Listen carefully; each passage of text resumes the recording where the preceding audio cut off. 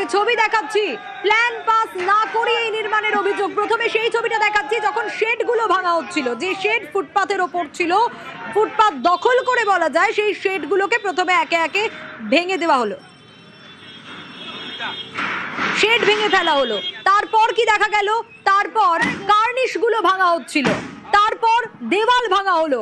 একদিকে দেখা যাচ্ছে যে ওয়াশরুম, তার পাশে যে দেওয়াল, সেই দেওয়ালও ভাঙা হচ্ছে।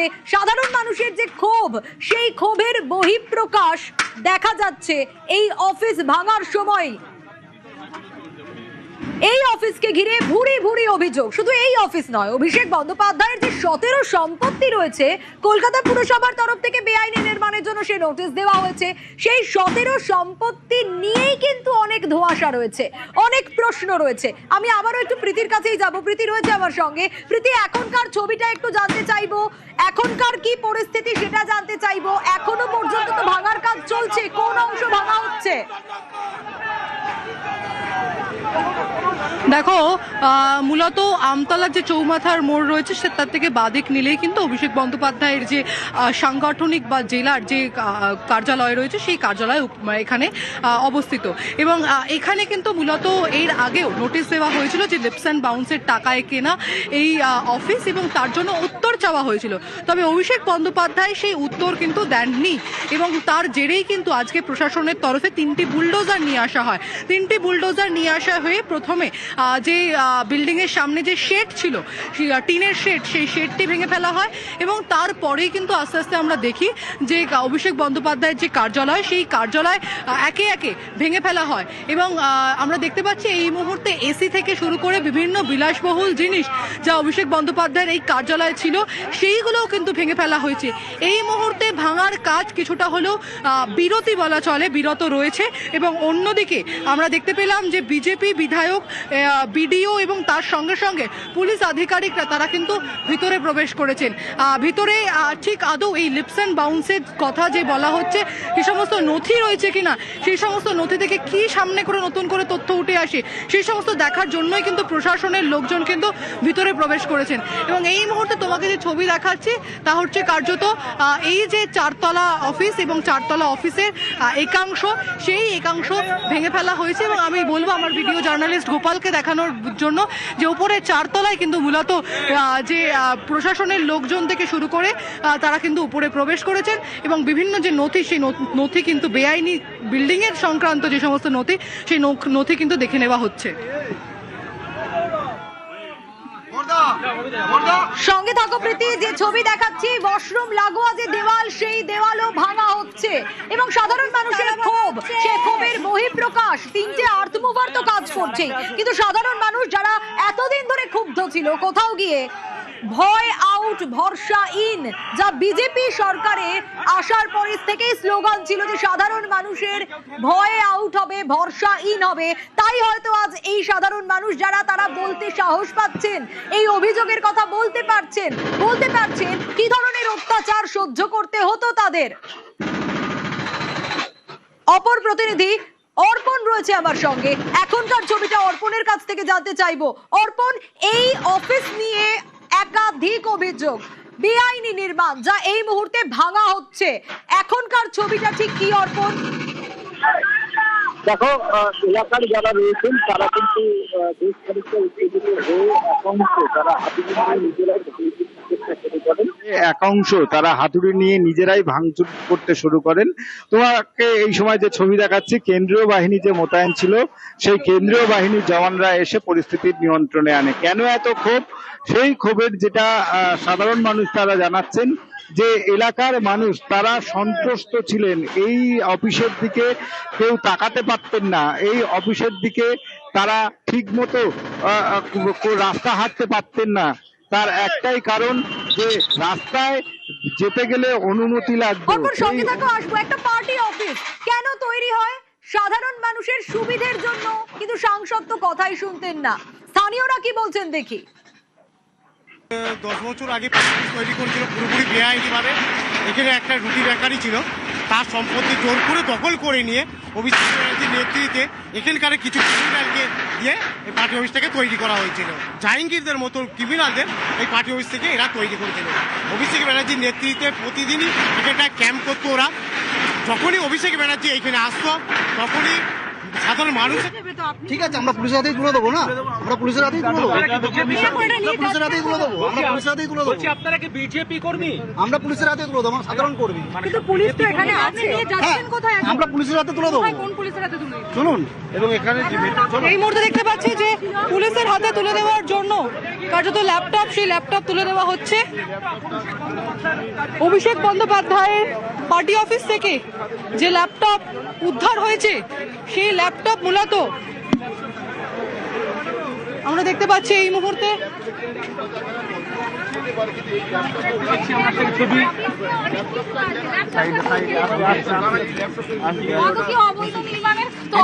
অবৈধ কাজের তথ্য আছে, তা ঠিক নেই। এটা অবৈধ সাংসদের অবৈধ নির্মাণ, শুধু অবৈধ কাজেরই ঘাঁটি। এটা যত ইলেকশন, যত বিজেপির কার্যক্রম হয়েছে, এখান থেকে যত অবৈধ কাজকর্ম চালানো যায়, অভিষেক যে দৃষ্টান্ত ডায়মন্ডে রেখে গেছে, মানে গুণে শেষ করা যাবে না। অতিষ্ঠ। আমার স্বামী অভিজিৎ দাস ওনার এগেনস্টে প্রার্থী ছিলেন 2018 সালে পঞ্চায়েত ভোটের সময়।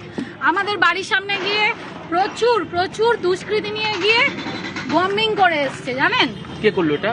ওনার নেতৃত্বে হয়েছে, দিলীপ মন্ডলের নেতৃত্বে হয়েছে। কিছু মস্তান গেছিল, আমরা তো আর মস্তানদের চিনি না, কারণ আমাদের আপনার বাড়ির একদম পাশে। কি হতো এখানে? কি হতো কি করে জানবো? আমরা থরি না ভিতরে এসছি, তো শুধু জানতাম যে না এখান থেকে এমন কিছু হয় যার জন্য মানুষ ভয় পেয়ে যায়। আর যেদিন অভিষেক আসে সেখানে তো মোটামুটি 3 কিলোমিটার 4 কিলোমিটার হবে, আরো বলতে পারবে, পুরো স্যানিটাইজ করে দেওয়া। এই ল্যাপটপটা আমি স্যারকে তুলে দিচ্ছি, ঠিক আছে? এই ল্যাপটপটা আমি স্যারকে তুলে দিচ্ছি। এটা ওপর থেকে দেওয়া হয়েছিল, আমি স্যারকে দিয়ে দিচ্ছি। ওপর থেকে কেউ কার্যকর্তা দিয়েছিল, যেটা আমি ঘুরিয়ে পেয়েছি। এটা এই মুহূর্তে পাবলিক কেউ দিয়েছিল, আমরা চিনি না। আমি এটা স্যারের হাতে তুলে দিচ্ছি। এদিকে ঘুরে একটু বলুন। এই ল্যাপটপটা আমি ওপর থেকে কেউ দিয়েছিল, যেটা আমি কুড়িয়ে পেয়েছি। এই মুহূর্তে আমি আমাদের বিষ্ণুপুর থানার যে স্যার রয়েছে, এই স্যারের হাতে আমি এটা তুলে দিচ্ছি, ঠিক আছে? ল্যাপটপটা আমি স্যারের হাতে তুলে দিলাম।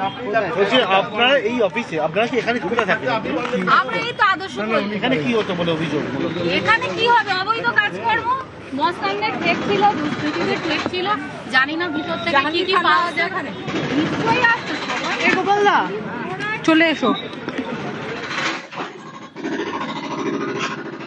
বারবার সকলের অভিযোগ, অভিজিৎ দাসের স্ত্রী, তার বক্তব্য আমরা শুনছিলাম। অভিজিৎ দাস ববি, বিজেপি নেতা, তার স্ত্রী, তিনি বক্তব্য রাখছিলেন এবং ভাঙা হচ্ছে অভিষেক বন্দ্যোপাধ্যায়ের অফিসে। এই মুহূর্তে সাধারণ মানুষের ক্ষোভটাও আমরা দেখছি, যেখানে একাংশ তারা হাতুড়ি নিয়ে রীতিমতো ভাঙতে শুরু করে দিয়েছেন দেওয়াল। সেই ছবিও আমরা দেখছিলাম। অপর প্রতিনিধি অর্পণ রয়েছে আমার সঙ্গে। অর্পণ, একদিকে আর্থ মুভার তো অ্যাকশনে রয়েছে, অবৈধ অংশ, অবৈধ নির্মাণ যেগুলো, সেগুলো ভাঙা হচ্ছে। সাধারণ মানুষ তাদের ভয় কোথাও গিয়ে আউট আর ভরসাহীন। অভিযোগ তো তারা করছেন, তটস্থ হয়ে থাকতেন তারা, সেগুলো বলছেন। একটা পার্টি অফিস তৈরি হয় কেন?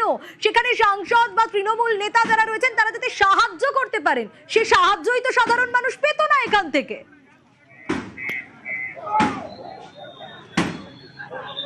দেখো, এখানে সাহায্য তো দূরে থাক, এই পার্টি অফিসের দিকে মানুষজন তারা তাকাতে পারতেন না। এবং তাদের যেটা অভিযোগ, যে এখান থেকে যখনই অভিষেক বন্দ্যোপাধ্যায় তিনি মিটিং এর জন্য আসতেন, এই রাস্তা বন্ধ করে দেওয়া হতো। এই রাস্তার পাশাপাশি পাশের যে গ্রামের মানুষগুলো রয়েছে তারা আসতে পারতেন না। আমাদের এখানে আরো এক বিজেপি নেতা রয়েছেন, সুপালদা, দীর্ঘদিন ধরে আপনি রয়েছেন। এই পার্টি অফিস মানুষের কতটা উপকারে লাগবে? মানুষকে শোষণ করতে, তার রক্ত খাওয়ার জন্য এই অফিসটা ছিল। গরিব মানুষের রক্ত শোষণ করেছে, গরিব মানুষকে খুন করেছে। এই জায়গায় আজকে অভিষেক ব্যানার্জি আসার পর এই ডায়মন্ড হারবার কেন্দ্র একেবারে মানুষের জীবন যন্ত্রণা হয়ে গেছিল। ও একজন খুনি, একজন যেভাবে এই পঞ্চায়েতে লুট করেছে এবং মানুষের ভোটের অধিকার কেড়ে নিয়েছে এবং মানুষকে বঞ্চিত করেছে, এবং সেই জায়গায় দাঁড়িয়ে এই অফিসটা হয়ে কতটা উপকার হয়েছে এলাকার মানুষ? এই অফিসটা হয়ে মানুষের উপকার কিছু হয়নি। এই অফিস করে মানুষকে শোষণ করেছে, অত্যাচারিত করেছে, মানুষের রক্ত চুষে খেয়েছে। এই রাস্তা অভিষেক বন্দ্যোপাধ্যায় এলে কি পরিস্থিতি হতো এই রাস্তা? এই জায়গায় অভিষেক যখন আসতো 3 কিলোমিটার পর্যন্ত মানুষকে হেঁটে যেতে হতো, যেন জমিদারের মতো আসতো। ফায়ার ব্রিগেড প্রায় 5000 পুলিশ নিয়ে আসতো, এরকম একজন নিজেকে ভাব দেখাতো। আজকে মানুষজন ভাঙচুর করছে, নিজেরাই ভাঙছে, এ তো মানুষের ক্ষোভের বহিঃপ্রকাশ। এই অফিসটা ছিল মানে মানুষের যন্ত্রণা, মানুষের কাতর আবেদন ছিল।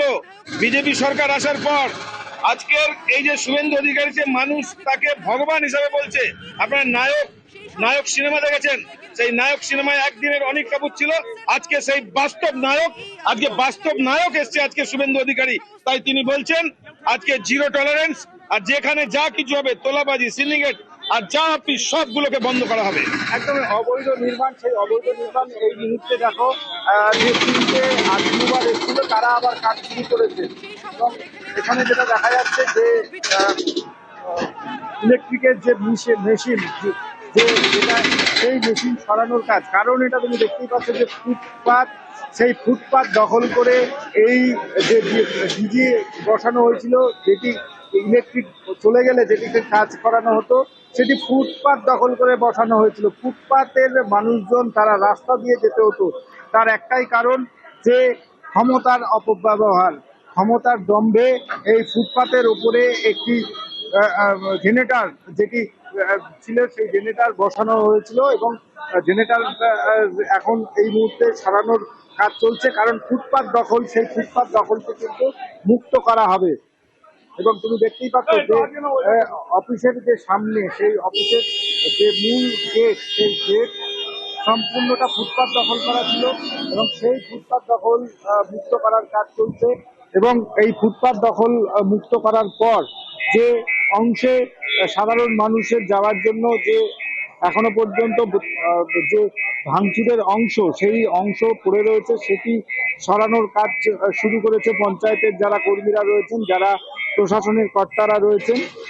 গার্ডরেল দিয়ে একদিক ঘিরে দেওয়া হয়েছে। তুমি যে বিষয়টা বলছিলেন সাধারণ মানুষ, তারা কিন্তু ক্ষোভ প্রকাশ করলেন যে একদিকে যেমন জেসিবি চলছে, অন্যদিকে কিন্তু সাধারণ মানুষ তারা হাতুড়ি হাতে করে নিয়ে এসে তারা এই যে অফিস, তার একটি অংশ তারা ভেঙে দেন।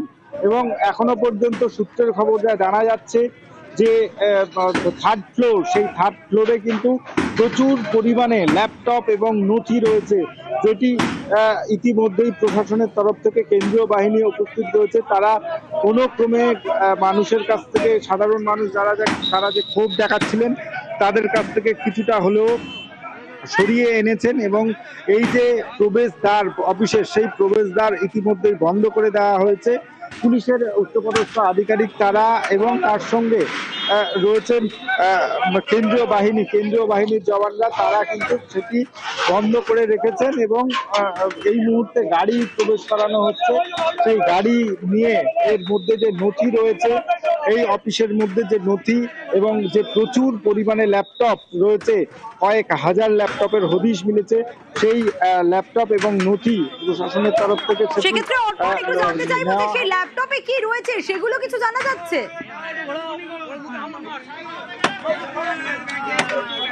দেখো, এখনো পর্যন্ত এই ল্যাপটপে কি রয়েছে সেটা কিন্তু জানা সম্ভব নয়, কারণ পুলিশ প্রশাসনের পক্ষ থেকে তুমি দেখতেই পাচ্ছ যে প্রবেশদ্বার সেটি বন্ধ করে দেওয়া হয়েছে, গাড়ি নিয়ে আসা হচ্ছে এবং প্রশাসনের কর্তারা তারা উপরে প্রবেশ করেছেন ইতিমধ্যেই এবং সেখান থেকে এই ল্যাপটপ বের করে যতক্ষণ না পর্যন্ত এই ল্যাপটপ দেখা যাবে যে এর মধ্যে কি রয়েছে, অন করা হবে, ততক্ষণ পর্যন্ত ল্যাপটপের মধ্যে কি নথি রাখা রয়েছে বা কি গুরুত্বপূর্ণ পার্টির যে তথ্য সেগুলো রেখেছে সেগুলো কিন্তু জানা সম্ভব হবে।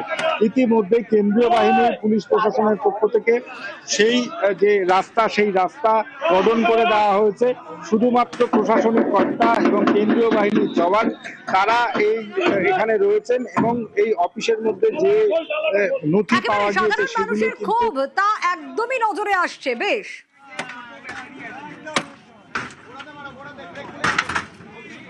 এটা এমপি অফিস, মানে অবৈধ এমপি অফিস, অবৈধ এমপির অবৈধ এমপি অফিস, যে মানুষের গণতান্ত্রিক অধিকারকে প্রয়োগ করতে দেয়নি। ও এখানটায় রাতারাতি একটা বেকারিকে পুড়িয়ে 4 তলা অবৈধ বিল্ডিংটা করে, যার কোনো পারমিশন ছিল না, এবং ওই জমিটা কেনা হয় লিভস অ্যান্ড মাউন্টসের নামে, যেটা হাইকোর্টের থেকে সিজ করা আছে জমিটা। সেই জমিটাকে ইডি সিজ করে গেছে, সেইটাকে আজকে প্রশাসনের পক্ষ থেকে ভেঙে দেওয়া হচ্ছে। ততদিনে আমাদের যে দাবিটা ছিল যে এই অবৈধ বিল্ডিংটাকে সেন্টার করে অভিষেক ব্যানার্জি যেভাবে ক্রিমিনাল রাজ শুরু করেছিল এবং এখানে পুলিশ প্রহরায় যেভাবে ক্রিমিনাল থাকতো, সেই ক্রিমিনাল রাজ্যে আজকে প্রথম ধাপটাকে ভাঙা হলো এবং একদম সর্বশেষে ভাইপোকে গাড়িতে পড়ানো হবে। এটাই ডায়মন্ডবাসীর ইচ্ছা।